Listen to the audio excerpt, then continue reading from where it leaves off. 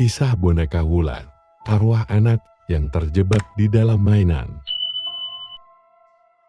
Namaku Ica, aku bukan orang yang percaya begitu saja pada cerita mistis. Tapi kalau kau tanya padaku sekarang, apakah aku percaya bahwa arwah bisa menempel pada benda mati, aku akan menjawab, iya dan bukan, karena aku baca dari internet atau dengar dari orang, tapi karena aku sendiri tinggal bersama satu di antaranya, boneka itu, yang sampai hari ini masih kusimpan di dalam kotak kayu yang terkunci rapat. Bukan mainan biasa, ia adalah tempat bersemayamnya seorang anak yang sudah lama mati. Dan semua ini bermula ketika aku, suamiku Ardi, dan anak kami Naila, pindah ke rumah peninggalan nenekku di Pekalongan. Rumahnya tak besar, bergaya lama, berdinding bata yang sudah mulai kusam, tapi suasananya tenang, udara sejuk, karena masih dikelilingi kebun kecil. Kami pikir, ini akan jadi tempat yang baik untuk membesarkan Naila. Ia baru 4 tahun saat itu, dan sering sakit-sakitan di rumah kontrakan sebelumnya. Pindah ke tempat yang lebih alami terasa seperti pilihan tepat. Hari pertama semuanya baik-baik saja. Naila senang karena punya halaman luas untuk bermain. Tapi malam hari, saat kami sedang bersiap tidur, aku mendengar suara dari langit-langit. Seperti ketukan pelan. Mungkin tikus, pikirku. Tapi ketukan itu berirama, seperti hentakan kaki kecil yang sedang berjalan di atas atap. Aku sempat mengeluh pada Arde, tapi ia hanya mengangkat bahu. Pasti kucing, katanya sambil menutup mata, tapi dalam hatiku, ada sesuatu yang mulai mengusik. Keesokan harinya, Naila mulai bertingkah aneh. Ia bicara sendiri saat bermain, tertawa, kadang marah, dan seperti sedang berdebat dengan seseorang. Aku tanya dia sedang bicara dengan siapa, dan jawabannya membuatku merinding untuk pertama kalinya. Sama kakak Bulat, Ma, katanya polos, dia tinggal di rumah ini, sebelum aku, dia baik kok, suka nyanyi. Aku dan Ardi saling berpandangan, kami tidak pernah menyebut nama itu. Bahkan tidak mengenal siapapun bernama Wulan. Tapi Naila bersikeras bahwa kakak itu nyata. Dia bilang Wulan cantik, pakai baju pink, dan suka duduk di ayunan di halaman belakang setiap sore. Yang lebih aneh, setiap malam menjelang tidur, Naila meminta supaya bonekanya disimpan di tempat tidur. Padahal sebelumnya ia tak pernah peduli dengan boneka.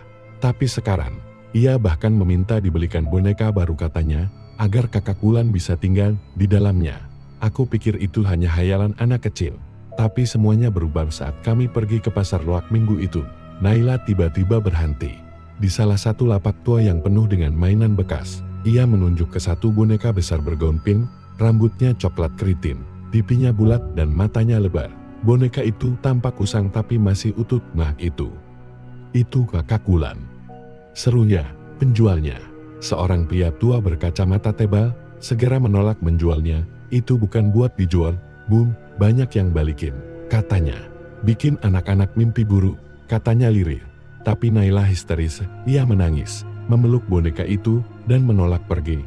Akhirnya, mungkin karena tak tahan melihat kami kerepotan, si penjual menyerah. Ia menyerahkan boneka itu begitu saja.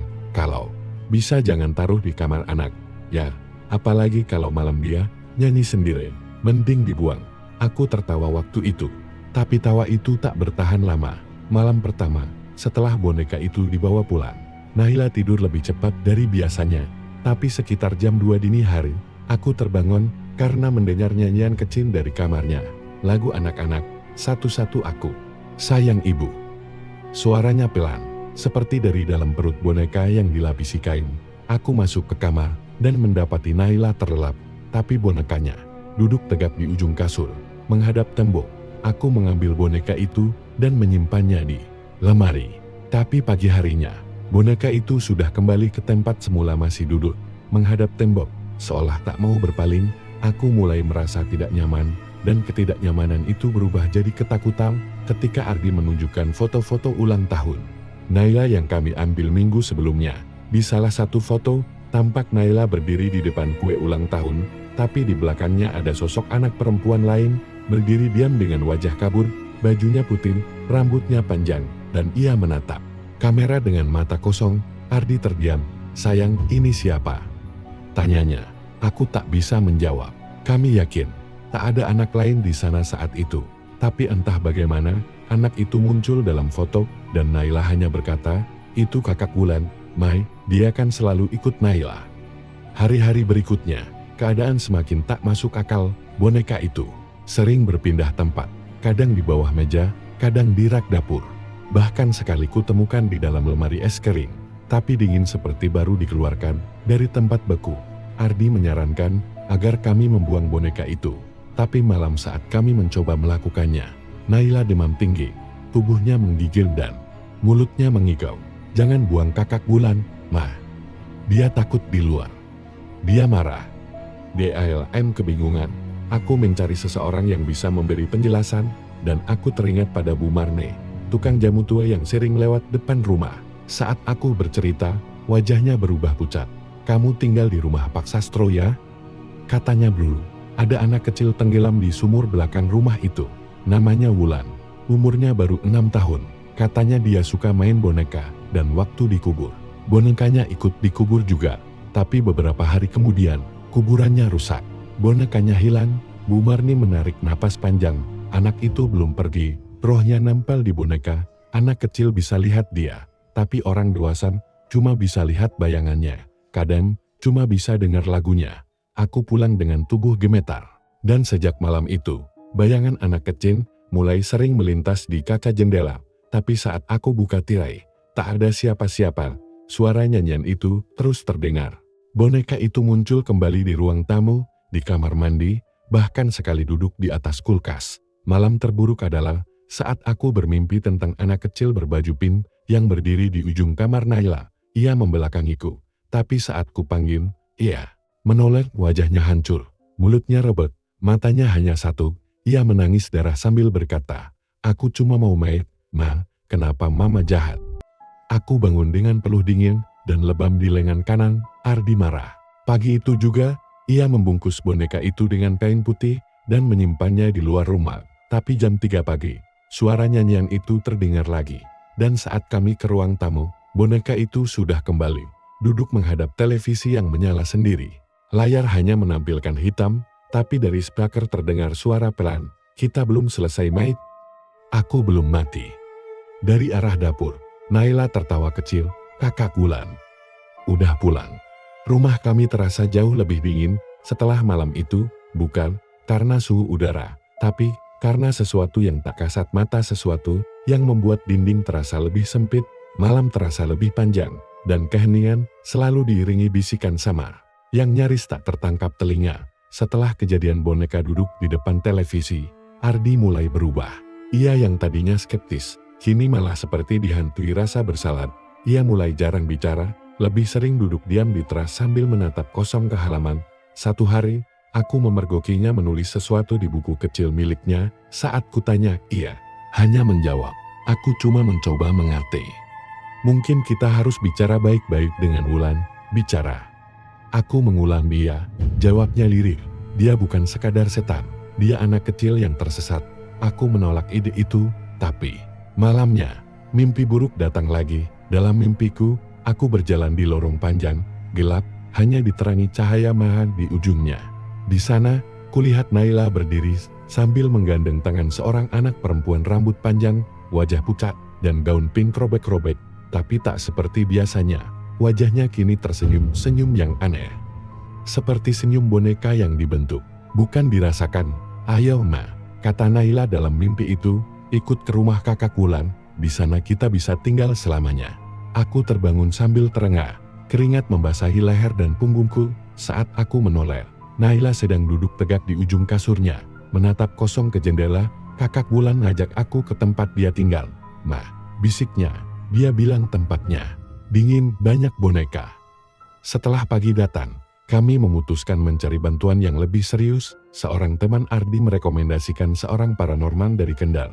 Namanya Pak Rahmat. Ia pernah membantu keluarga lain yang diganggu arwah anak kecil juga.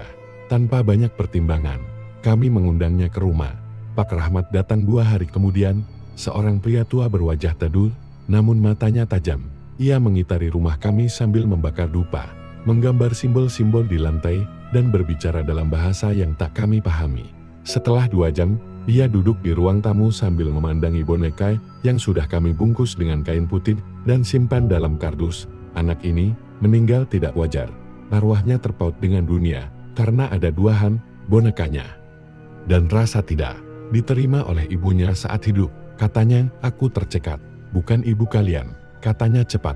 Tapi ibu kandungnya waktu dulu, anak ini meninggal karena kecebur sumur saat ibunya mengurungnya di luar rumah. Ia main sendirian dan tak sempat diselamatkan.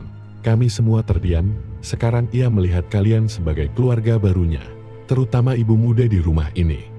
Kamu, katanya sambil menatapku. Ia berpikir kamu bisa menjadi ibu yang tidak membuangnya seperti dulu.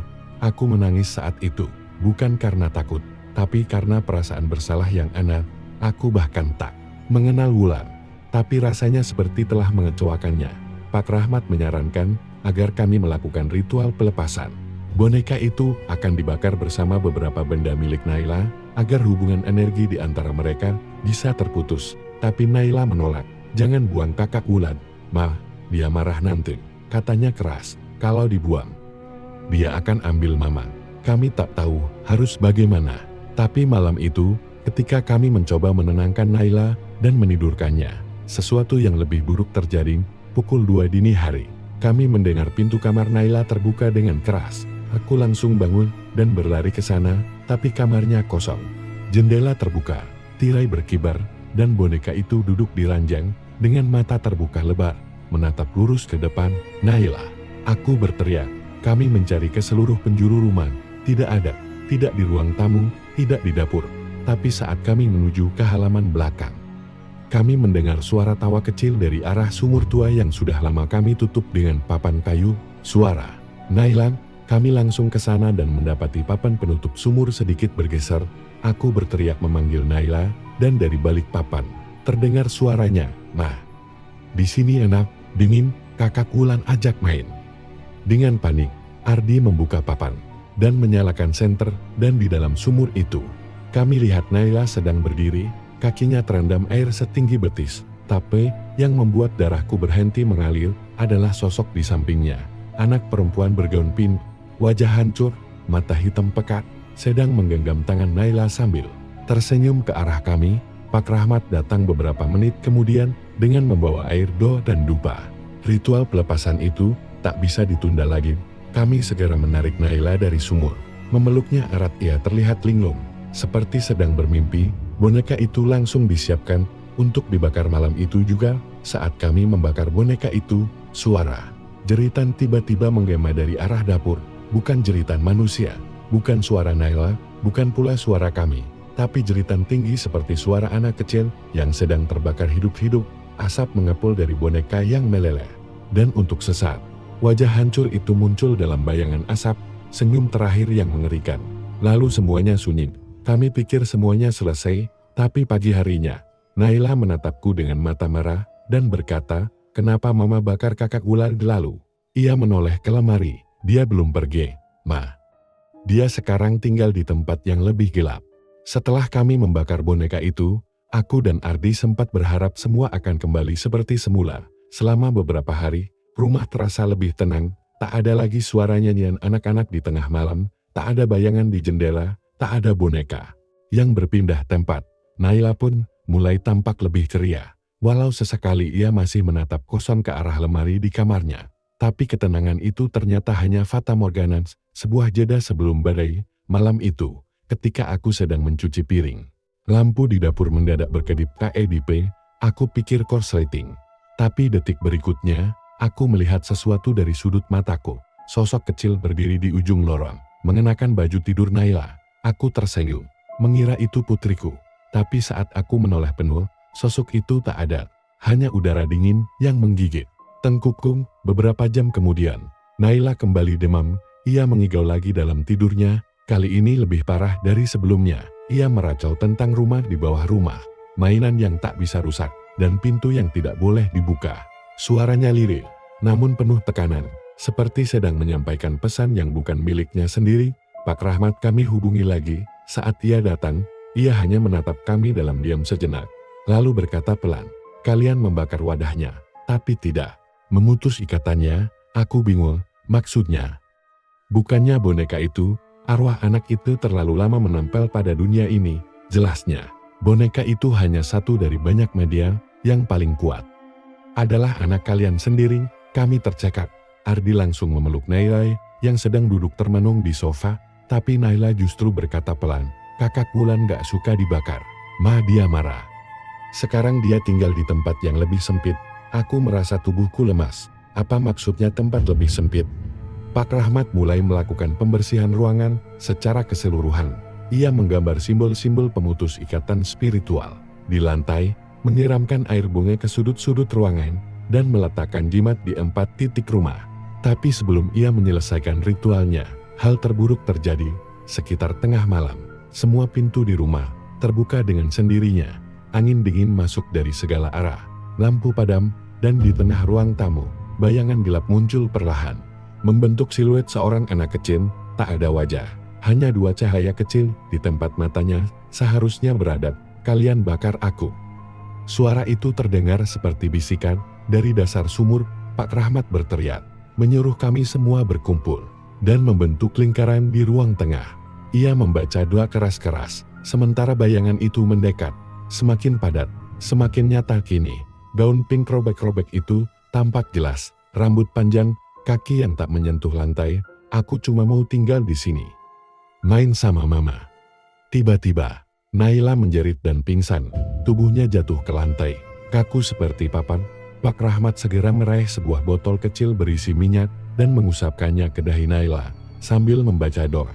Tapi dari tubuh kecil Naila keluar suara yang bukan miliknya. Suara berat, menyayat. Kenapa mama gak mau peluk aku? Kenapa aku selalu dibuang? Kami semua membekut. Itu bukan suara Naila, bukan pula suara anak-anak. Itu suara Wulan. Pak Rahmat berkata tegas, dia sudah masuk terlalu dalam. Kita harus tarik arwahnya keluar, atau Naila tidak akan kembali. Dengan cepat, ia menyusun lilin membentuk lingkaran dan menempatkan Naila di tengah. Kami diminta untuk tidak melanggar batas lingkaran itu apapun yang terjadi. Ritual pengusiran dimulai. Suara lantunan doa memenuhi ruang yang kini terasa semakin sesak, dan saat itu, dari pojok ruangan, muncul satu boneka baru. Kami tak pernah melihatnya sebelumnya. Bentuknya seperti manusia, tapi seluruh tubuhnya dibalut kain putih seperti boneka buatan sendiri dari potongan kain. Boneka itu bergerak sedikit demi sedikit, maju ke arah Naila. Aku ingin berteriak, tapi lidahku keluh. Jangan sentuh garisnya, seru Pak Rahmat. Tapi boneka itu bergerak seperti hidup. Saat ia melewati batas lingkaran, api lilin padam bersamaan. Naila membuka mata, tapi bukan dengan wajahnya. Matanya hitam penuh, dan ia tersenyum seperti bukan anakku lagi. Wulan sudah di sini, katanya. Ade hampir melompati lingkaran untuk meraih Naila, tapi Pak Rahmat menahannya. Kalau kau ganggu proses ini, anakmu bisa ikut lenyap. Ritual dilanjutkan. Pak Rahmat mulai menyiramkan cairan dari botol ke tubuh Naila sambil membacakan doa yang lebih cepat. Perlahan, wajah Naila mulai berubah. Senyumnya memudar, air mata mengalir dari matanya, dan suara lirih keluar, "Mang, tolong, Naila capek. Gelap banget." Aku langsung menangis, memohon agar Pak Rahmat bisa menyelamatkan putriku. Dengan puncak ritual itu, Pak Rahmat menyalakan sikat dupa dan meniupkan asap langsung ke wajah Naila. Tubuhnya mengejang seketika, lalu terjatuh. Suasana hening, lalu Naila menarik napas panjang dan menangis kencang. Aku memeluknya erat-erat. Ia sudah kembali. Pak Rahmat mengumpulkan semua barang milik Naila dan boneka-boneka yang pernah disentuh Wulan. Semuanya dimasukkan dalam karung dan dibawa pergi. Ia bilang akan membakarnya di tempat khusus, jauh dari rumah. Sebelum pulang, ia hanya berkata satu hal, kalau kalian masih mendengar suara nyanyian itu, berarti dia belum benar-benar pergi. Kami mengangguk, tapi malam itu, untuk pertama kalinya sejak berbulan-bulan, rumah terasa tenang. Naila tidur dengan damai, tak ada suara, tak ada bayangan, hingga sekitar pukul 3 pagi. Televisi menyala. Sendiri, di layar hitamnya, muncul bayangan anak kecil dengan gaun pink berdiri diam, dan dari arah kamar Naila terdengar suara kecil bernyanyi, satu-satu. Aku sayang ibu. Pagi hari, setelah televisi menyala sendiri, dan suara nyanyian terdengar dari kamar Naila, aku dan Ardi sepakat membawa Naila pergi dari rumah. Kami menginap di rumah orang tuaku di Temanggung. Tempat itu jauh dari lokasi rumah kami di perbukitan Semarang, dan kami berharap dengan berpindah tempat, bayangan dari masa lalu juga ikut hilang. Tapi harapan itu tinggal harapan. Di rumah orang tuaku, kejadian aneh tetap berlanjut. Naila seperti sudah tak bisa lepas dari bayangan Wulan. Ia mulai bicara sendiri di kamar.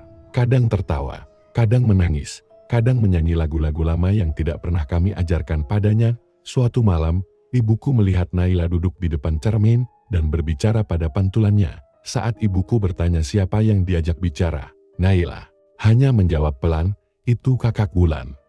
Dia nggak bisa tidur kalau nggak ada kaca." Ardi langsung menelepon Pak Rahmat, tapi saat itu Pak Rahmat tak bisa datang.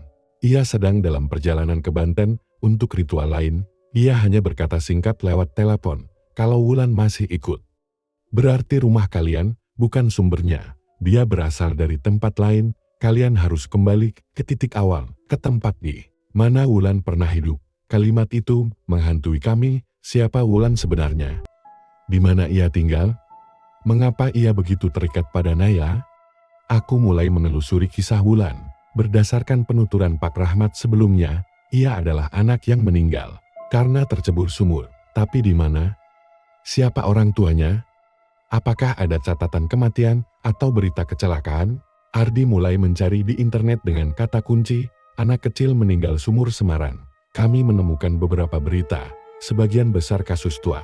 Tapi satu kasus membuat kami terdiam, berita dari tahun 2004, tentang seorang anak perempuan berusia 5 tahun bernama Wulan, yang meninggal tercebur sumur tua di Dusun Pagersari, tak jauh dari wilayah tempat tinggal kami sekarang. Dalam berita disebutkan bahwa sang ibu mengunci anaknya di luar, karena sedang bertengkar dengan suaminya. Si anak tertinggal di halaman malam-malam, lalu ditemukan pagi harinya di dasar sumur, dalam keadaan meninggal. Tidak ada yang tahu persis bagaimana ia jatuh. Beberapa tetangga menyebutkan, malam itu terdengar suara anak bernyanyi di tengah hujan. Ardi langsung mencari lokasi dusun itu. Ternyata hanya sekitar 3 km dari rumah kami sekarang, dan lebih mengejutkan lagi, wilayah itu sudah lama dikosongkan, dan sebagian rumahnya diuruk menjadi perumahan baru termasuk rumah kami. Kami tinggal di atas tanah bekas tragedi Wulan. Perasaan dingin langsung menjalari punggungku. Aku mau lihat sumurnya, kataku ke adik. Kami pergi ke lokasi keesokan harinya. Kami mengajak Pak Lurah setempat yang masih ingat kejadian itu. Ia mengantar kami ke area semak yang dulunya pekarangan warga. Di sana, tertutup semak belukar dan batu-batu besar. Ada satu titik tanah yang terasa berbeda, bekas sumur tua yang sudah ditutup dengan kor. Di sini dia ditemukan, kata Pak Lurah. Ibunya nggak pernah bisa memaafkan dirinya sendiri. Rumahnya sekarang hancur, tinggal puing. Kami meminta izin menggali sebagian kecil dari titik itu, dan saat tanah di sekitar bekas sumur dibuka, kami menemukan sesuatu. Potongan boneka plastik tua, rambut sintetis, dan potongan baju anak-anak berwarna merah muda yang sudah kusam dimakan tanah. Aku tak sanggup menahan tangis. Wulan benar-benar nyata, dan ia tak pernah meninggalkan tempat itu. Hingga rumah kami dibangun di atasnya, kami pulang dengan perasaan kacau. Naila tampak pucat. Ia terus mengulang satu kalimat, "Aku ingat sekarang. Rumahnya di bawah rumah kita." Malam itu, Naila menggambar sesuatu di kertas. Ia menggambar 2 rumah, satu di atas, dengan jendela dan pintu, satunya lagi di bawah tanah, penuh dengan boneka-boneka tanpa wajah, dan di tengah gambar itu, ada anak kecil tersenyum, dengan tangan penuh darah, menggenggam boneka Pak Rahmat. Kembali ke rumah kami keesokan malamnya, dia datang dengan membawa satu orang lagi perempuan muda berpakaian serba putih, namanya Bu Marni, seorang indigo dari Solo. Mereka segera melakukan ritual pemanggilan arwah, tapi kali ini, bukan untuk mengusir, melainkan untuk bicara langsung dengan Wulan. Kami semua berkumpul di ruang keluarga. Lilin dinyalakan. Bu Marni duduk bersila di tengah lingkaran simbol. Ia memejamkan mata, udara berubah dingin, angin dari jendela yang tertutup terasa menusuk tulang. Lalu Bu Marni berbicara, tapi dengan suara anak-anak, "Aku Wulan, aku nggak mau pergi. Aku cuma mau main sama Mama." Kami terdiam, tangisku jatuh tanpa suara. Dulu aku dikunci di luar, Mama bilang aku nakal, aku lapar. Terus gelap, terus jatuh. Pak Rahmat berkata pelan, "Wulan, kamu sudah meninggal, sudah waktunya kamu pergi." Nenggak, Mama ini baik, dia peluk aku. Nyanyiin lagu, buat aku dia bukan kayak Mama yang dulu. Lalu suara itu berubah, lebih gelap, lebih dalam. "Tapi kalian bakar rumahku, kalian buang boneka aku, kalian tutup pintu mainanku. Bu Marni mengejang, lilin berkedip, simbol di lantai menghitam. Pak Rahmat segera membaca doa dengan cepat, mencoba menenangkan arwah yang sudah mulai tak stabil. Aku akan buka pintu buat kakak Wulan. Suara Naila tiba-tiba terdengar keras. Kami semua menoleh. Naila berdiri di ambang pintu kamar, memegang kunci mainan dari kotak lamanya. Kunci itu dulu digunakan untuk membuka peti boneka musik miliknya. Aku tahu pintunya di bawah rumah kita. Katanya Pak Rahmat langsung berdiri. Jangan biarkan dia pergi ke sana. Kalau dia buka pintu itu dalam keadaan terikat, dia bisa menghilang. Ikut Wulan untuk selamanya. Tapi Naila sudah berjalan menuju bawah tanah, menuju ruang gudang, ruang di mana dulu kami menyimpan kardus boneka Wulan sebelum dibakar. Dan di sanalah kami melihatnya, dinding gudang yang biasanya polos. Kini memiliki celah terbuka. Celah itu tak pernah kami sadari sebelumnya. Di baliknya, tampak lorong kecil menurun, seperti lorong kanal tuan. Di ujung lorong, cahaya pemadam berkelap-kelip. Dan suara musik kotak mainan berputar lambat. Wulan menunggu, dan Naila sudah mulai menuruni lorong itu. Langkah kecil Naila menggema di lorong sempit itu. Suara tapak kakinya bersahutan dengan denting melodi boneka musik yang mengalun lambat dari ujung lorong. Aku ingin mengejarnya, tapi Pak Rahmat menahanku. Jangan. Kalau kau masuk dalam keadaan panik, kau malah memperkuat jembatan antara dunia ini dan dunia Wulan. Tapi aku tak bisa diam saja. Itu anakku. Aku memohon pada Pak Rahmat untuk membiarkanku ikut. Dengan berat hati, ia menyetujui. Tapi dengan syarat, aku harus membawa satu benda milik Naila yang memiliki ikatan emosi kuat dengannya. Aku memilih selimut kecil yang biasa ia bawa sejak bayi. Dengan jantung berdegup kencang, aku menyusuri lorong batu tua itu. Dindingnya dingin, bau tanah, dan lembab memenuhi hidungku. Di depan, terlihat satu ruangan berbentuk kubah, diterangi cahaya kuning temaram dari lilin-lilin kecil. Di tengah ruangan, Naila berdiri di depan sebuah pintu kecil, setinggi lutut orang dewasa. Pintu itu berukir gambar bunga dan anak-anak bermain. Di atasnya, tertera tulisan samar, rumah boneka. Tanganku gemetar. Pintu itu nyata, seolah dibangun oleh sesuatu, atau seseorang yang tahu persis bagaimana mengikat roh anak-anak yang tersesat. Naila, bisikku. Ia menoleh perlahan. Wajahnya pucat, matanya kosong, tapi bibirnya tersenyum. Kakak Wulan ada di dalam. Dia bilang, kalau aku buka pintu ini, kita bisa main selamanya, Mas sayang. Kakak Wulan sudah lama pergi, dia bukan teman bermain. Dia hanya ingin menggantikan kamu. Naila menunduk, tapi dia sedih, Ma. Dia bilang waktu dia jatuh ke sumur, gak ada yang panggil namanya, gak ada yang peluk dia waktu dia kedinginan, dia sendiri sampai gelap.